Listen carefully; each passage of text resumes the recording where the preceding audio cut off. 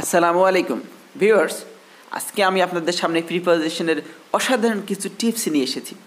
এই টিপসগুলো যদি দেখেন তাহলে প্রিপোজিশন আপনারা আর ইচ্ছা করলেও ভুলতে পারবেন না। তাই আশা করি সম্পূর্ণ ভিডিওটি আপনারা ভালো করে দেখবেন।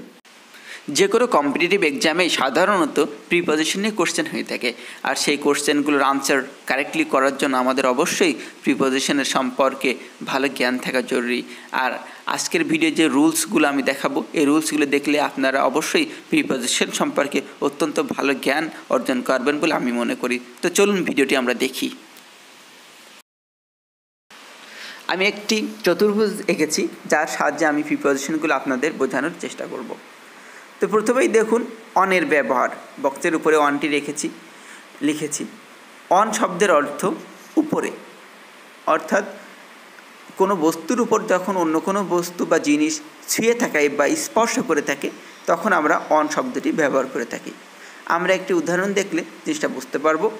যেমন দি baby is on the bed, অর্থাৎ শিশুটি বিছানার উপর রয়েছে।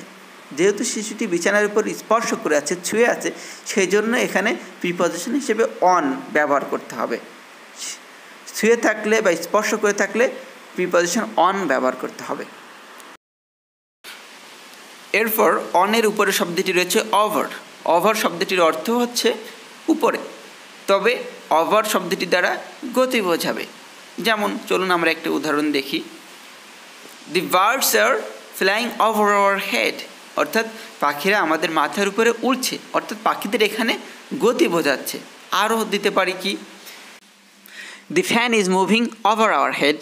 আরও বলতে পারি কি, I have thrown the ball over the boys. এখানে বালকদের উপর দিয়ে নিক্ষেপ করেছি, অর্থাৎ একটা গতি বোঝাচ্ছে, যে জন্য আমরা ওভার প্রিপোজিশনটি ব্যবহার করলাম।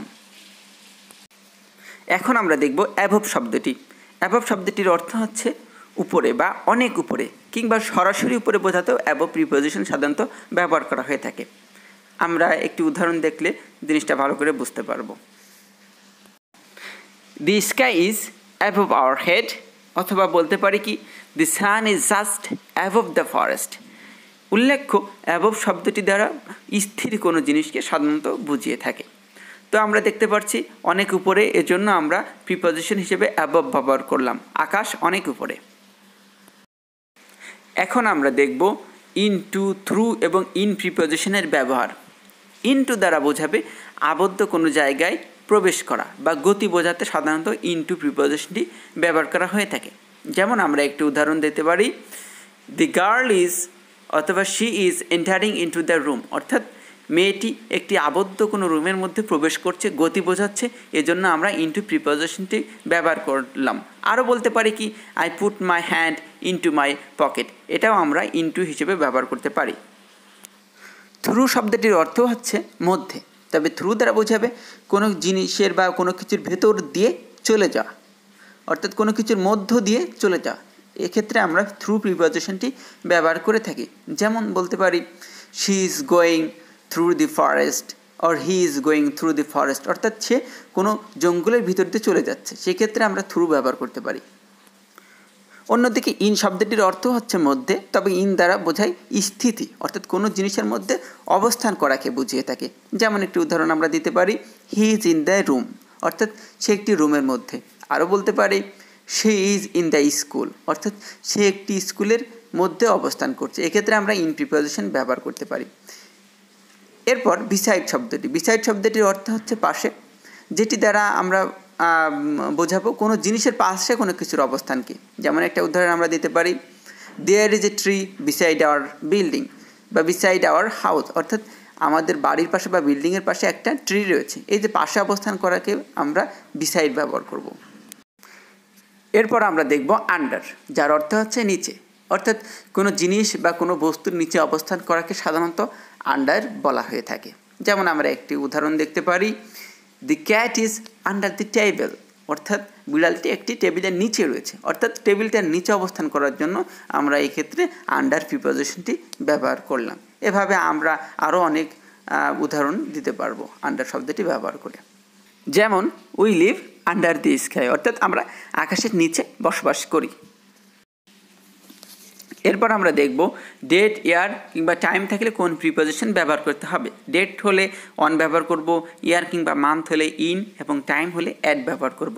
যেমন আমরা কিছু উদাহরণ দেখি, he will come at 5 PM on Monday, অর্থাৎ কোনো নির্দিষ্ট সময়, এর জন্য আমরা অ্যাট ব্যবহার করলাম। কোনো ডেট বা দিন, তার পূর্বে আমরা অন ব্যবহার করলাম।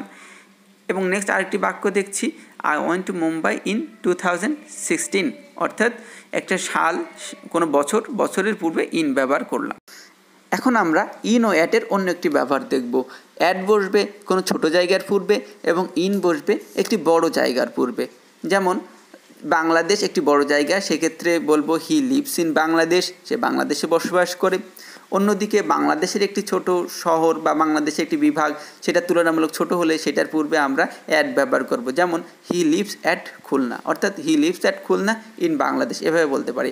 আবার খুলনার ছোট কোনো শহরে যদি বসবাস করে, সেক্ষেত্রে সেই ছোট শহরটির পূর্বে অ্যাট বসবে এবং খুলনার পূর্বে ইন বসবে। যেমন he lives at Jessore in Khulna. এভাবে আমরা কোনো ডিস্ট্রিক্ট বা গ্রাম, যদি গ্রামের পূর্বে অ্যাট ব্যবহার করব এবং ডিস্ট্রিক্টের পূর্বে ইন ব্যবহার করব, এভাবে আমরা অ্যাট ও ইনের ব্যবহারটা করব। এখন আমরা দেখব বিটুইন ও অ্যামাং, যার দুটির অর্থই হচ্ছে মধ্যে। এই বিটুইন ও অ্যামাং নিয়ে অনেকেরই কনফিউশন আছে এবং অনেকে কনফিউশনে পড়ে যায়, তো আমরা কনফিউশনটা দূর করি। বিটুইন বলতে বোঝাবে দুইয়ের মধ্যে, অর্থাৎ divide the mangoes between two girls, দুইজনের মধ্যে ভাগ করার কথা বললে বিটুইন ব্যবহার করব, এবং অনেকের মধ্যে হলে অ্যামাং ব্যবহার করব। যেমন divide the mangoes among the many girls, অর্থাৎ অনেকের মধ্যে এই আমগুলো ভাগ করে দাও, অর্থাৎ দুইয়ের মধ্যে বিটুইন, অনেকের মধ্যে অ্যামাং। এরপর রয়েছে ফ্রম, টু এবং টুয়ার্ডস। ফ্রম শব্দটির অর্থ হচ্ছে হতে বা থেকে। যেমন আমরা একটি বাক্য বলতে পারি, he has written from India, সে ইন্ডিয়া থেকে লিখেছে। আবার বলতে পারি he has come from India, সে ইন্ডিয়া থেকে এসেছে। এভাবে হতে বা থেকে হলে ফ্রম ব্যবহার করব। এবং টু বোঝাবে লক্ষ্য বা উদ্দেশ্য বোঝাতে। যেমন I am going to Dhaka, অর্থাৎ ঢাকায় আমি যাচ্ছি, অর্থাৎ এখানে ঢাকা যায় একটা লক্ষ্যই বোঝাচ্ছে। অন্যদিকে টুয়ার্ডস বোঝাবে দিকে বোঝাতে। যেমন I am going towards the college, অর্থাৎ আমি কলেজের দিকে যাচ্ছি, অর্থাৎ কলেজে যেতেও পারি, নাও যেতে পারি, কিন্তু কলেজের দিকে যাচ্ছি। টুয়ার্ডস বলতে দিকে বোঝায়। এটাই মূলত টু এবং টুয়ার্ডসের মধ্যে পার্থক্য। ভিউয়ার্স, আমি এই ছকের মাধ্যমে আপনাদেরকে প্রিপোজিশনের এই দুর্দান্ত রুলস বা টিপসগুলো বোঝানোর চেষ্টা করেছি। আশা করি আপনারা খুব ভালোভাবে বুঝতে পেরেছেন এবং এই টিপসগুলো আর কখনো ভুলবেন না। এর ফলে আপনারা অনেক লাভবান হবেন বলে মনে করি। ভিউয়ার্স, যদি ভিডিওটি আপনাদের ভালো লেগে থাকে তাহলে অবশ্যই আমাদের চ্যানেলটিকে সাবস্ক্রাইব করুন এবং লাইক, কমেন্ট ও শেয়ার করুন। Thank you for watching this video.